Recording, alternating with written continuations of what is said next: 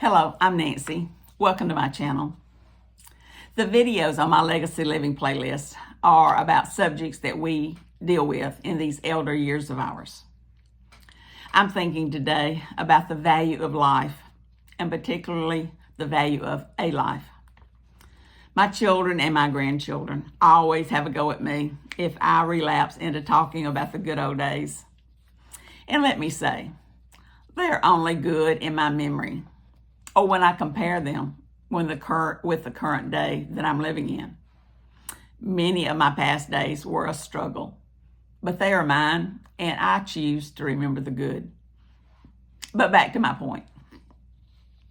We elders are finding ourselves living in a world that we could not even imagine.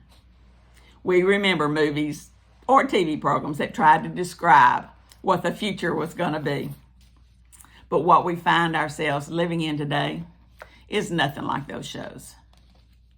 I never imagined a day when a baby would be killed before breathing a breath. I never imagined a day when our young men and women would be sent to war with money as the driving force.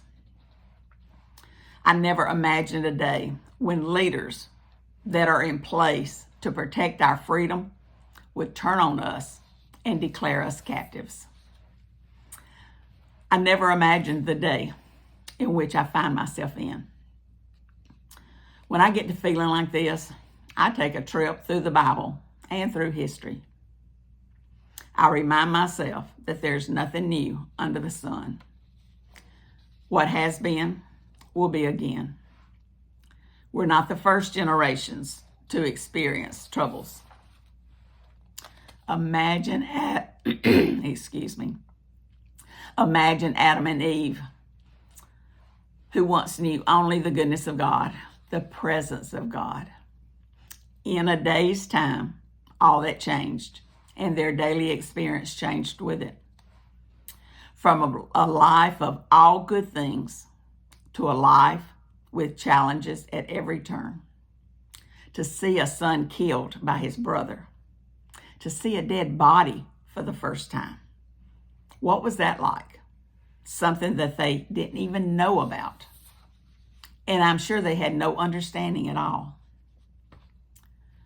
We see the world descending into evil in the days before Noah and the ark. I have a children's book with pictures depicting the effects of the flood, with all the dead bodies laying around. My sister and I had this set of books when we were still at home, children ourselves.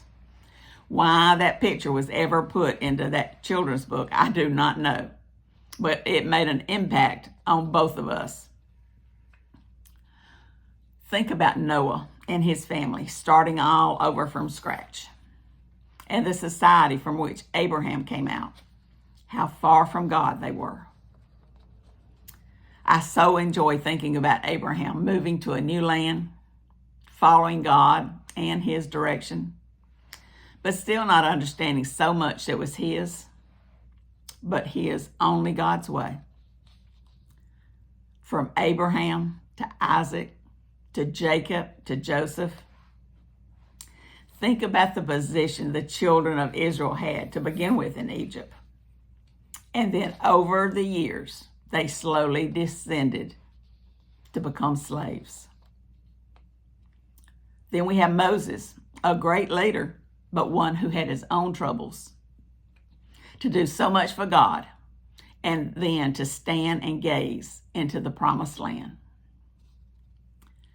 I hope you're getting my drift as I take a walk through the Bible and see the troubles that have always been present since the fall of man in the garden.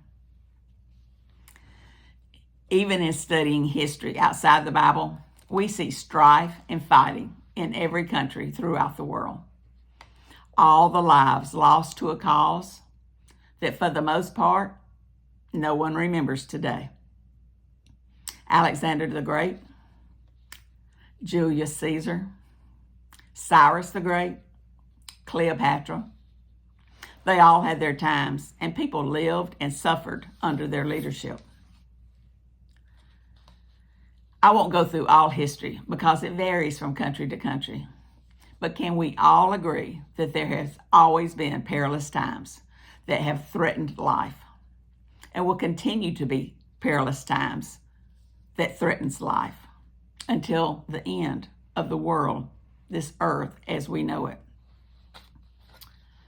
We are warned in our Bibles that in these days, men will become lovers of their own soul, money hungry, self-promoting, proud, profane, disobedient to parents, unthankful, coarse, without natural affection, slanderers, false accusers,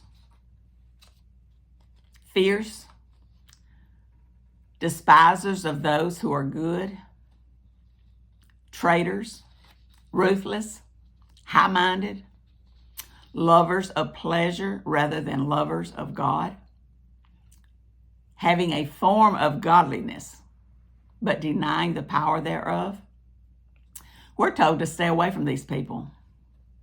Well, folks, we have a world full of these people, but they have been present throughout time. It's just with technology as it is today, they seem to be sitting in my den with me. You cannot turn on any platform without being challenged in your own thinking, in your own house. With all the wrong thinking that's floating around these days, it's no wonder that life in its basic form is no longer valued. Most people look only unto themselves and do not count anyone else as valuable. I want it, and I want it whether it's yours or not. Please give me a break, folks. Culture over generations, and certainly in our own time, has desensitized us to life. Life was at some point precious to be valued. And now life can be taken over a drug deal gone wrong, over road rage, over supposed disrespect, neighbor fighting neighbor. Not long ago, I posted on my neighborhood Facebook page about some children, not teenagers, children, driving a side-by-side in the neighborhood.